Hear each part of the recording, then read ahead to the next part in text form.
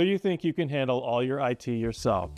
We totally support the DIY IT spirit and will be cheering you on. But before you go down that path, you need to know the reality of what you're taking on.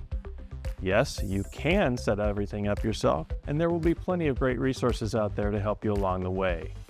But what happens when something breaks, when cyber threats hit, or when your system crashes at the worst possible moment?